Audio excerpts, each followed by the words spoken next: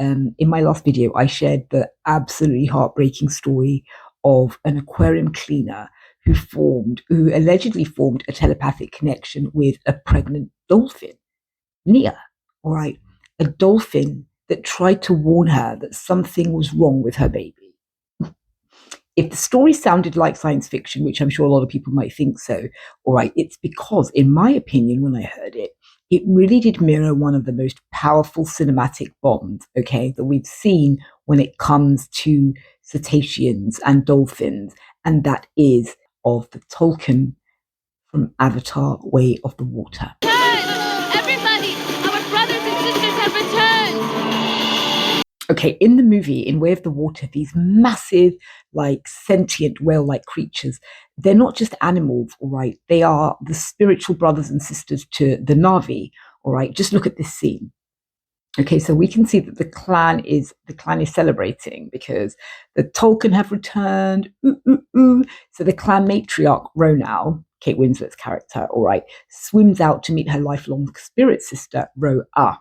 My name's Rosie, just so you know. Anyway, okay. So just like the aquarium cleaner who felt the dolphin's thought. She looks into the tank and Nia is floating there staring at her with the same intensity, and she hears it again, Cynthia, and she believes at this point that it is coming telepathically from Nia the dolphin. Side of the glass, just staring at Nia staring at her, and then Nia says, what?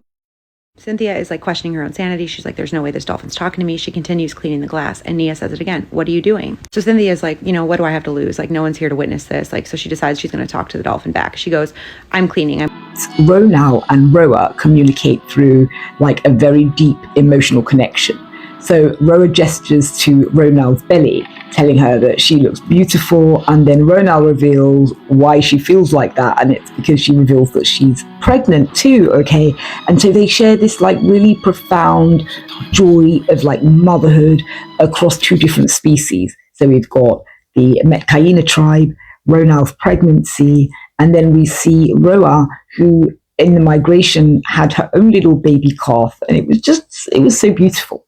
But as usual, in both stories, in both the Near the Dolphin story and in the Avatar: Way of the Water story, human disconnect kind of comes in and F's shit up. All right.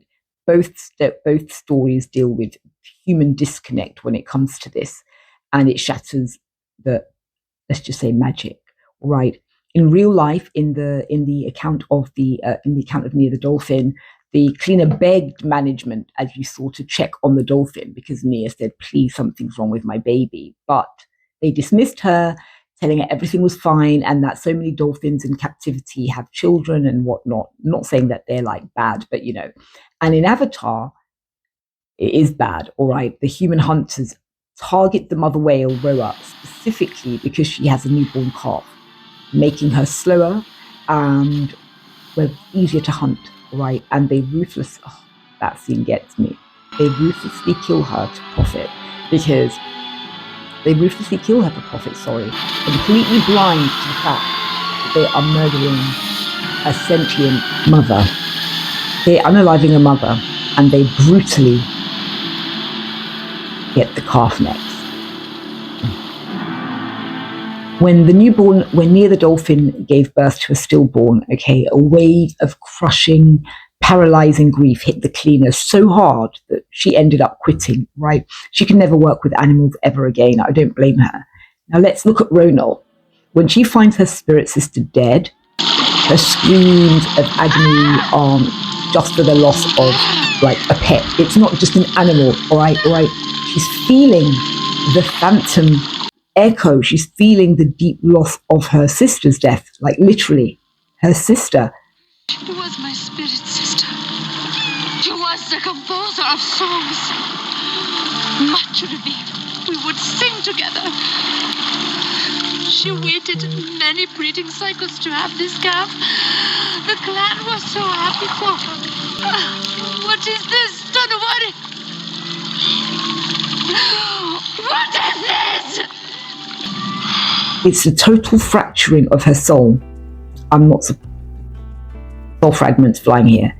the visual alignment here is like completely eerie to the dolphin story, all right, because a real world human woman and a fictional, air quotes, interdimensional alien mother are both completely broken by the loss of a cetacean companion, and that jumped out at me the minute I heard Nia the Dolphin story. James Cameron might be an arse, according to some, allegedly. But one thing, my dude must be water coded, but one thing is that he definitely designed the Tolkien to show a species whose emotional intelligence matches, if not exceeds, our own. But as that tragic aquarium story proves, baby girl Nia, we don't need science fiction or movies to see that. All right, these profound telepathic-like bonds are already here on Earth. We just have to start listening before it's too late. Okay, we do. They are like soul symbiotically connected to the cetacean creatures that are like whales on Earth, all right, called the Tolkien. And they migrate for I don't know how long. And when they come back, there's this huge celebration, all right, because this is like family, they're coming back. And each Metcaina tribe member has a specific Tolkien assigned to them almost at birth, and they grow up symbiotically connected like siblings. You know how the Na'vi have that long braid that is actually part of their nerve stem that they can plug into the tree of everything and feel everything? The Tolkien have a very similar one, but it's in their mouth. So when you see them connecting, it's not straight telepathy, it's a form of sign language that you see the Renal and the Metcaina using, and you see the whales connecting back to them in their own whale tone. So it's like, and then you see the sign language. It's really beautiful, but they are connected, which is why it's absolutely soul fragment destroying when the stupid human hunters come in and they destroy they're killing these whales. And side note, all right, I never wanted to bring this up, I keep saying this, but what's very interesting here is that in the Avatar story, the reason why they're hunting down these big whales is because they excrete a very specific hormone or a very specific liquid that in humans can extend life. And it's very interesting that we're hearing these aquatic stories coming out about elites hunting for mermaids, because if they eat them, they have these extending elixir of life like properties or something like that. This may just be plot, but I am an esoteric channel, I am a mystic, and I'm just putting it out there that, you know, does art imitate life or does life imitate art? They do say even that Avatar is modeled after Sirius B, all right? We see these blue beings, and then we see Avatar Way of the Water with these water beings. Is this, again, art imitating life? Are we looking at the cosmic connection? Are we seeing these water-coded beings, Mintaka, these sorts of situations?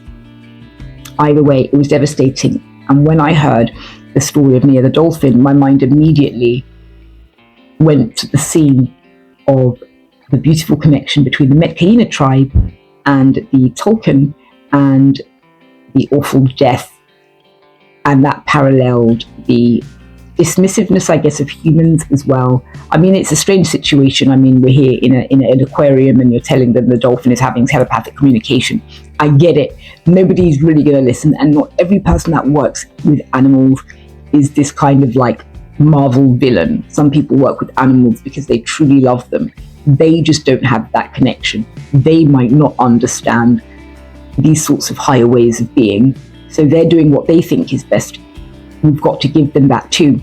But the story is paralleled, and I just wanted to put that forward here, because I do often think life imitates art or art imitates life. James Cameron, I do wonder if he's water-coded all right, because he might be a dick, as according to some people, allegedly. The people he's worked with, Kate Winslet, said he's very difficult to work with, and she wouldn't do it in a hurry again. Almost over 20 years later it took her, right?